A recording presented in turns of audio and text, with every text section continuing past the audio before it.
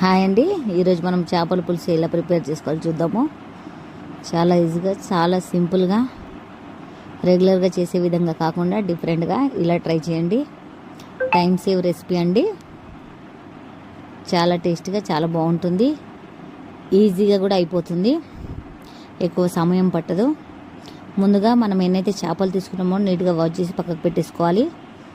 అందులోనే కారం, ఉప్పు, కొంచెం ఆయిల్ వేసి కారం మొత్తము చేపలకు పట్టే విధంగా కలిపి ఒక హాఫ్ అన్ అవర్ మూత పెట్టేసి పక్కకు పెట్టేసుకోవాలి.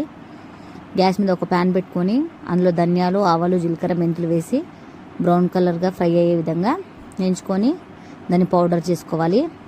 అలాగే అదే ప్యాన్లో కొంచెం ఆయిల్ వేసి ఆయిల్ హీట్ అయిన తర్వాత ఆవాలు, జీలకర్ర, సన్నగా తరిగిన ఆనియన్స్ వేసుకొని కొంచెం బ్రౌన్గా అయ్యేదాకా వేయించుకోవాలి. అందులోనే అల్లం వెల్లుల్లి పేస్ట్ వేసి పచ్చివాసన పోయేదాకా వేయించుకోవాలి. అందులోనే కొంచెం కరివేపాకు, అలాగే సన్నగా తరిగిన టమాటాలు కూడా వేసుకొని టమాటా మెత్తబడేదాకా మగ్గనివ్వాలి.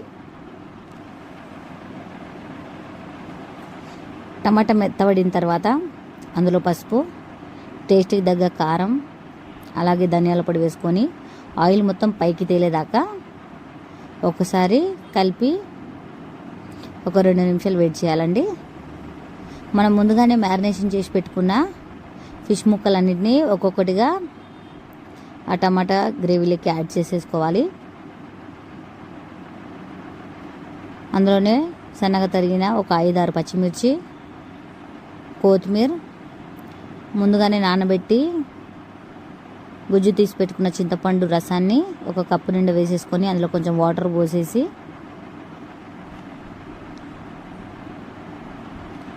ఒకసారి నీట్గా కలిపి మూత పెట్టేసి ఒక 5 నిమిషాలు దాన్ని మరగబెట్టుకోవాలి.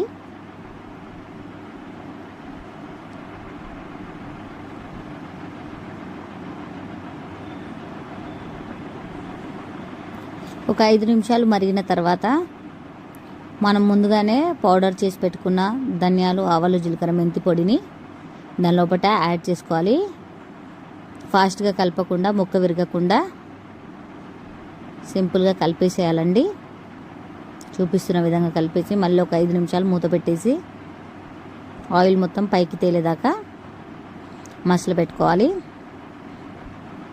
అంతే, ఎంతో టేస్టీగా ఉన్న సింపుల్గా ఈజీగా ప్రిపేర్ చేసుకునే చేపల పులుసు. ఒకసారి మీరు కూడా ట్రై చేయండి. రెగ్యులర్గా చేసే విధంగా కాకుండా ఈ విధంగా ట్రై చేసి చూడండి. టైం సేవ్ అవుతుంది, టేస్ట్ కూడా బాగానే ఉంటుంది. వేడి వేడి అన్నంలో సర్వ్ చేసుకొని తింటే చాలా టేస్ట్గా, చాలా బాగుంటుంది.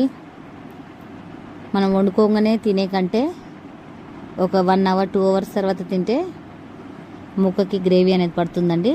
చాలా బాగుంటుంది. ఒకసారి ట్రై చేయండి. టేస్ట్ ఎలా వచ్చిందో కామెంట్ చేయండి. మొదటిగా నా ఛానల్ని చూస్తున్నట్లయితే ప్రీతిస్ కిచెన్ అనే ఛానల్ని సబ్స్క్రైబ్ చేసుకోండి. కొత్త కొత్త వీడియోస్ కోసం నన్ను ఫాలో కండి. బాయ్.